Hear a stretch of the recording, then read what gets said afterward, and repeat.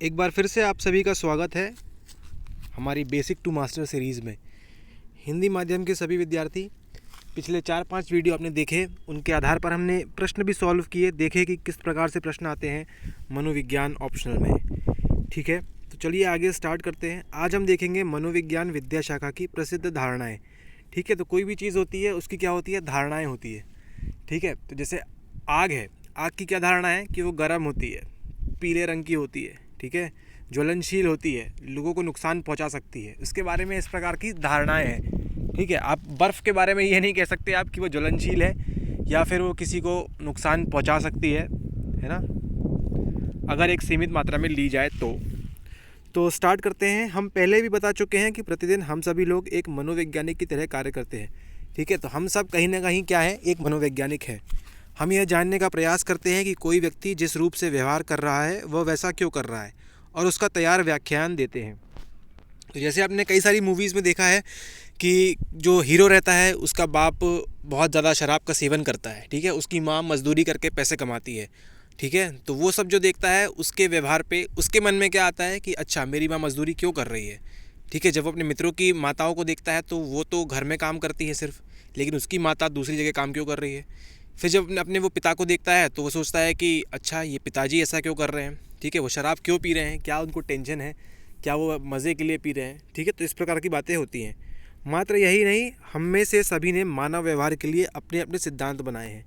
ठीक है, यदि हम किसी कार्यकर्ता से चाहते हैं कि वह अपने विगत कार्य से अच्छा कार्य करे तो हम जानते हैं कि हमें उसे उत्साहित करना पड़ेगा। ठीक है, तो मान लीजिए अगर आपके 10th क्लास में 80 मार्क्स आए, तो लेकिन आप क्या चाहते हैं कि 12th में आपके 90 मार्क्स आए, मीन्स 90% आए। अगर आपने देखा कि पिछली बार मेंस में आपके 700 नंबर आए थे और किसी वजह से कारणवश आप मेंस क्वालिफाई नहीं कर पाए, तो आप क्या सोचते हैं, आप अच्छे मार्क्स लाएं, 800 लाएं, 900 लाएं। ठीक है, तो इसके लिए क्या होता है, आपको उत्साहित होना पड़ता है।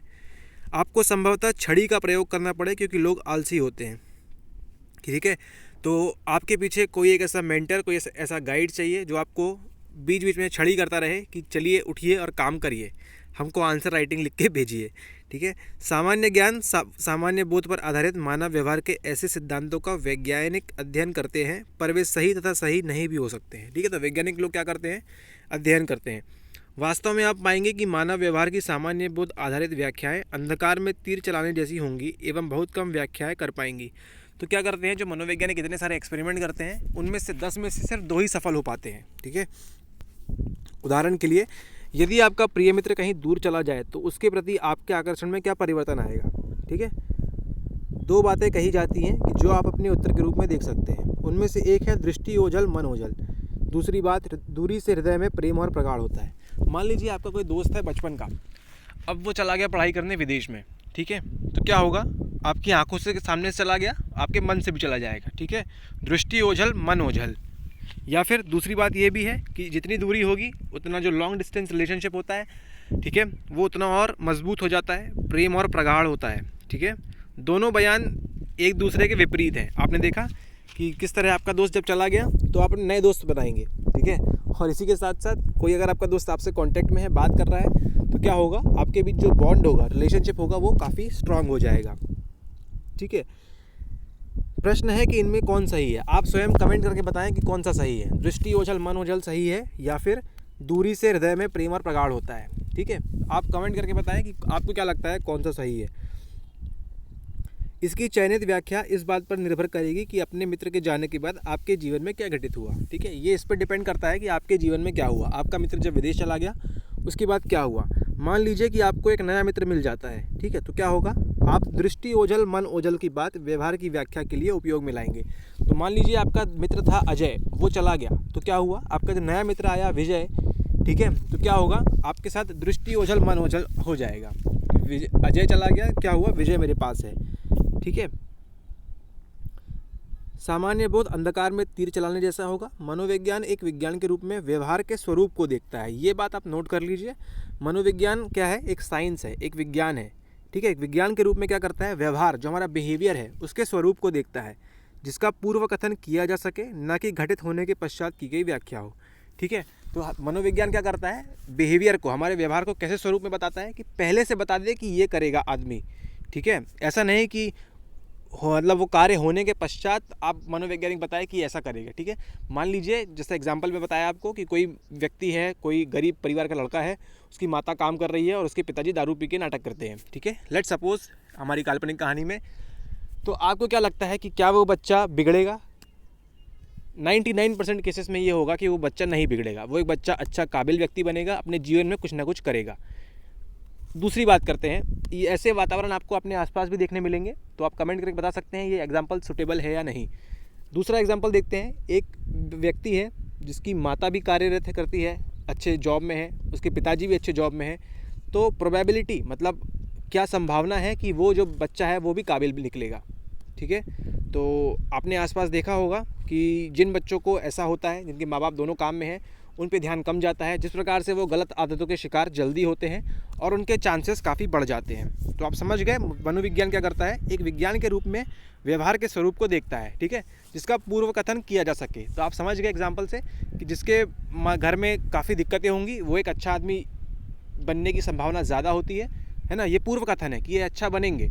लेकिन जिनके घर में बच्चों पे ध्यान नहीं दिया जाता, उनको मारा पीटा जाता है, उनकी पेरेंटिंग है ना, उनको जो उनका जो व्यवहार है उस पर ध्यान नहीं दिया जाता, तो क्या होता है, उनके बिगड़ने की प्रोबेबिलिटी संभावना ज़्यादा हो जाती है। इसी को ध्यान में रखते हुए मनोविज्ञान द्वारा उत्पादित वैज्ञानिक ज्ञान सामान्य बोध के प्राय विरुद्ध होता है। ठीक है, इसका एक उदाहरण देखते हैं। सामान्य बोध क्या है हमारा, कि हम जो जनरलाइज चीज़ें हैं, जो हम मानते हैं, ठीक है, कि मान लीजिए कोई एक हष्टपुष्ट आदमी है।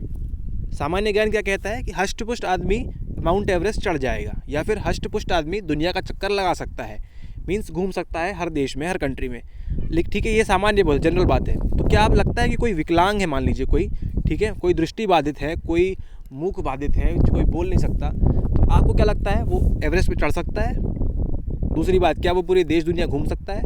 सामान्य ज्ञान हमारा कहेगा नहीं। ठीक है, लेकिन मनोविज्ञान इसी को गलत प्रूव करता है। हमने ऐसे भी लोग को देखा है जो विकलांग है, लेकिन फिर भी उन्होंने अच्छी अच्छी चढ़ाइयाँ की हैं, जीवन में बहुत कुछ किया है। जैसे आपने देखा है पैरालंपिक्स। ठीक है, इस बार भी देखा आपने, ओलंपिक्स हुआ, फिर पैरालंपिक्स हुआ। तो मनोविज्ञान द्वारा उत्पादित वैज्ञानिक ज्ञान सामान्य बोध के प्राय विरुद्ध होता है, ये ध्यान रखना है आपको। ठीक है, उदाहरण देखते हैं इसका। ड्वेक का एक अध्ययन है। ठीक है, ये एग्जाम्पल आपको आंसर राइटिंग में करना है। ड्वेक का एक अध्ययन है, उन्होंने क्या देखा, यह अध्ययन उन बच्चों से संबंधित है जो कठिन समस्या आने अथवा अनुत्तीर्ण होने पर सरलता से उसे छोड़ देते हैं। आपने एक बार प्रीलिम्स दिया, आपका नहीं हुआ, आप क्या करेंगे, छोड़ देंगे। ठीक है, उसने सोचा कि उनकी सहायता कैसे की जा सकती है। ठीक है, सामान्य बोध के अनुसार हमें उन्हें सरल प्रश्न देना चाहिए जिससे उनके अनुत्तीर्ण होने की दर घट सके तथा उनका विश्वास बढ़ सके। तो मान लीजिए आपको 100 के 100 क्वेश्चन ईजी दे दिए जाएँ। ठीक है, कि अशोक कौन से सन में पैदा हुआ, और इस प्रकार से इकोनॉमिक्स में जीडीपी क्या होता है, सरल सरल चीज़ है। ठीक है, कि माउंट एवरेस्ट की लंबाई कितनी है, हमारे देश में सबसे बड़ी नदी कौन सी है, अगर सरल सरल चीज़ें दे दें आपको, ठीक है, इसके बाद ही उन्हें कठिन समस्या देनी चाहिए जिनको वे अपने नए विश्वास के साथ हल कर सकेंगे। ठीक है, तो मान लीजिए मैंने आपको 100 प्रश्न दिए जो काफ़ी आसान है, कि अशोक पहले आया या गुप्ता साम्राज्य पहले आया, इस प्रकार से। ठीक है, आपको 100 आसान सवाल हर टॉपिक से दिए। इसके बाद क्या करेंगे, आप जब पेपर दे देंगे उसके बाद अगले 100 प्रश्न जो होंगे वो कठिन होंगे। ठीक है, इसमें क्या होगा, आपको कॉन्फिडेंस आ जाएगा, अच्छा मैंने आसान तो सॉल्व कर लिया है, लेकिन अब टफ सॉल्व कर सकता हूँ मैं। ठीक है, क्योंकि आपको कॉन्फिडेंस आ गया है। ड्वेक ने इसका परीक्षण किया। तो ड्वेक जो थे उन्होंने क्या किया, इसका परीक्षण किया। उन्होंने क्या किया, विद्यार्थियों के 2 समूहों को लिया। ठीक है, 2 समूह लिए, और इसी बात को, ये जो एक्सपेरिमेंट है, इसी को हम अपने टेस्ट सीरीज़ में भी इंक्लूड करते हैं।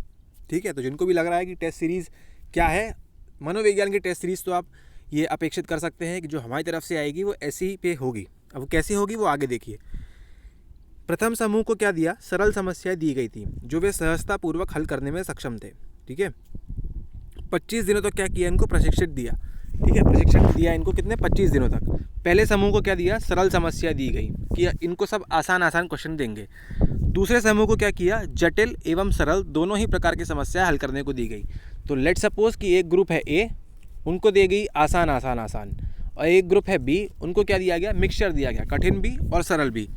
ठीक है, स्पष्टतया वे जटिल समस्याओं को नहीं हल कर सके। बनी बात है, किसी को इजी मिला है वो सारे सॉल्व कर लेंगे, और जिनको मिक्स मिला है वो इजी तो कर लेंगे, टफ वाले नहीं कर पाएंगे। ठीक है, जब कभी ऐसा हुआ तो ड्वेक ने विद्यार्थियों से कहा कि वे समस्याओं को इसलिए नहीं हल कर पाए क्योंकि उन्होंने कठिन प्रयास नहीं किए तथा उन्हें ड्वेक ने पलायन के बदले प्रयास करते रहने को कहा। ठीक है, तो ड्वेक ने क्या कहा विद्यार्थियों से कि वो क्यों हल नहीं कर पाए, क्योंकि उन्होंने प्रयास ही नहीं किया, पहली बात। ठीक है, और इसके साथ ड्वेक ने क्या कहा कि अगर आपको नहीं बन रहा है तो भी आपको ट्राई करना है। ठीक है, पलायन नहीं करना है, आपको उस जगह से हट नहीं जाना है। मान लीजिए आपको 100 में से 50 प्रश्न बन रहे हैं, 50 नहीं बन रहे हैं, तो आपको उनको 50 को छोड़ना नहीं है, उन पर प्रयास करते रहना है कि ये कैसे होगा। ठीक है, प्रशिक्षण काल समाप्त होने के बाद, तो ऐसा 25 दिनों तक चला। ठीक है, समाप्त होने के बाद क्या हुआ, ड्वेक ने दोनों समूहों को समस्याओं का एक नया सेट दिया। फिर क्या किया उन्होंने, एक नया सेट दिया समस्याओं का, 100 प्रश्नों का एक नया सेट दिया। उसमें देखते हैं क्या हुआ। जो लोग हमेशा सफल हुए थे क्योंकि उन्हें सरल समस्याएं दी गई थी, वे असफल होने पर बहुत जल्दी पलायन कर गए। इसका मतलब जिन्होंने 100 के 100 आसान सवाल किए वो बहुत जल्दी पलायन कर गए। ठीक है, उन्होंने 100, अब क्या हुआ, जो नया सेट दिया गया उसमें 75 क्वेश्चन सरल थे और 25 टफ थे। ठीक है, तो 75 तो सरल वालों ने सॉल्व कर लिए, लेकिन जो 25 थे वो नहीं कर पाए। उन्होंने क्या कर दिया, पलायन, गिव अप कर दिया वहाँ पे, नेवर गिव अप। ठीक है, क्योंकि क्या हुआ, सरल समस्याएं उनको पहले दी गई थी। ठीक है, तो असफल होने पे क्या हुआ, पलायन कर दिया उन्होंने, तुलना में उनके जिन्होंने सफलता और असफलता दोनों को देखा था तथा जिन्हें यह बताया गया था कि असफलता का कारण प्रयास की कमी रही है। ठीक है, तो ये देखा गया कि जो बच्चे असफल हुए और सफल, मतलब जो हमारा बी ग्रुप था उसके बच्चों ने क्या किया, असफल हुए थे और सफल भी। उन्होंने 50 क्वेश्चन सफलता से किए थे और 50 में असफलता मिली, लेकिन उन्होंने क्या कहा, उन्होंने ये कहा कि उन्होंने प्रयास करना नहीं छोड़ा असफल होने के बावजूद। तो क्या देखा गया, जो बी ग्रुप था उन्होंने पलायन नहीं किया। ठीक है, उनको क्या बताया कि आपकी असफलता का कारण क्या है, प्रयास की कमी। तो आपके आम जीवन में जो होता है, आपके जीवन काल में जो आप असफलता महसूस करते हैं वो क्या है, कुछ नहीं है, सिर्फ प्रयास की कमी है। अन्य बहुत सी सामान्य बोध धारणाएं हैं जिन्हें आप सत्य नहीं पाएंगे। ठीक है, अभी कुछ ही समय पूर्व कुछ संस्कृतियों के लोगों का विश्वास था कि पुरुष महिलाओं से अधिक बुद्धिमान होते हैं अथवा पुरुषों की तुलना में महिलाएं अधिक दुर्घटना करती हैं। ठीक है, आपने भी सुना होगा कि लोग बोलते हैं कि लड़कियों को, महिलाओं को गाड़ी चलाना नहीं आती। ठीक है, ये सब पूर्व धारणाएं हैं, लेकिन क्या हुआ, ये सब बाद में गलत हो गया, गलत प्रूव हो गया। आनुभविक अध्ययनों से ज्ञात हुआ है कि ये दोनों धारणाएं गलत हैं। ठीक है, नॉर्मल क्या है, सामान्य बोध यह भी बताता है कि यदि किसी व्यक्ति से अधिक श्रोताओं के समक्ष अपनी बात करने को कहा जाए तो उसका निष्पादन सर्वोत्तम नहीं होता। ठीक है, मनोवैज्ञानिक अध्ययनों से पता चलता है कि यदि आपने अच्छा अभ्यास किया है तो वास्तव में आप अच्छा निष्पादन कर सकेंगे, क्योंकि अधिक श्रोताओं के रहने से आपका निष्पादन बढ़ेगा। मान लीजिए आपको बोला गया कि आपको ये एक पैराग्राफ याद करके सुनाना है। ठीक है, अगर आपने बहुत कम प्रैक्टिस की होगी तो आप 50 लोगों के सामने नहीं सुना पाएंगे, लेकिन अगर आपने बहुत ज़्यादा प्रैक्टिस की है, उसको अच्छे से समझा है कि क्या बोला गया है, क्या मुझे बोलना है, मुझे कैसे प्रस्तुत करना है। ठीक है, आप देखते हैं स्टेज पे जो डांस करते हैं, परफॉर्मेंस देते हैं, उनके साथ यही होता है, निष्पादन वो अच्छे से कर सकते हैं। क्यों? क्योंकि उन्होंने इतनी बार प्रैक्टिस कर ली होती है। सर्कस में देखिए आप, इतनी प्रैक्टिस कर ली होती है कि वो निष्पादन अच्छे से कर सकते हैं।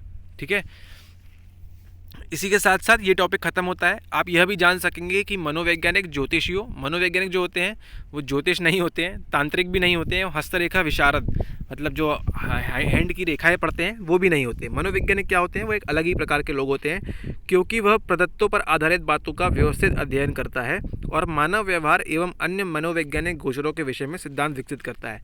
तो मनोवैज्ञानिक क्या करते हैं, प्रैक्टिकल करते हैं, थ्योरी करते हैं और हर चीज़ को प्रूव करते हैं। ठीक है, ज्योतिष में बोल दिया जाएगा आपसे कि ये ऐसा ऐसा करिए, ऐसा ऐसा करिए, तांत्रिक बोलेंगे इसको ऐसा ऐसा करिए, वो प्रूव नहीं कर पा रहे हैं कि ऐसा करने से क्यों हो रहा है। तो मनोवैज्ञानिक जो है वो क्या करते हैं, हर चीज़ को प्रूव करते हैं। और इसी के साथ हम भी प्रूव करते हैं कि हमारी जो टेस्ट सीरीज़ वगैरह होती है, जो हमारे कोर्स के बच्चे हैं वो तो देखेंगे ही, हम भी ड्वेक ने जो अध्ययन किया उसी पे पालन करते हैं। हमारे इसमें भी मिक्सचर होता है, सरल सवाल भी होते हैं और टफ भी होते हैं, ताकि क्या हो, पलायन ना करे साइको IAS का कोई भी विद्यार्थी। ठीक है, तो इसी के साथ बेसिक टू मास्टर सीरीज़ में आज का लेसन समाप्त होता है। अगले लेसन में हम देखेंगे मनोविज्ञान का विकास, किस तरह से विकास हुआ। अभी तक हमने जो पढ़ा मनोविज्ञान के बारे में काफ़ी बेसिक था, उससे प्रश्न भी आया है, देखा हमने किस प्रकार का आया है। ठीक है, तो अब हम देखेंगे कि मनोविज्ञान हम समझ गए, परिभाषा क्या होती है, किस प्रकार से होता है, संस्कृति में क्या फ़र्क है। ठीक है, और भी तरह की चीज़ें देखी हमने। अब हम स्टार्ट करेंगे मनोविज्ञान का विकास कैसे हुआ और उसमें क्या क्या चीज़ें हुई। तो आपको लेक्चर अच्छा लगा हो तो लाइक करें, शेयर करें, और अगर हमारे कोर्सेज ज्वाइन करना चाहते हैं तो व्हाट्सएप में मैसेज करें। नंबर है 9826 99 27 69। ठीक है, 69 को हिंदी में क्या बोलते हैं, अगर आपको मालूम है तो नीचे कमेंट कर दें, क्योंकि काफ़ी लोगों को कन्फ्यूजन होता है कि 69 क्या है। ठीक है, तो इस बात का ध्यान रखते हुए मिलते हैं अगले वीडियो में। धन्यवाद।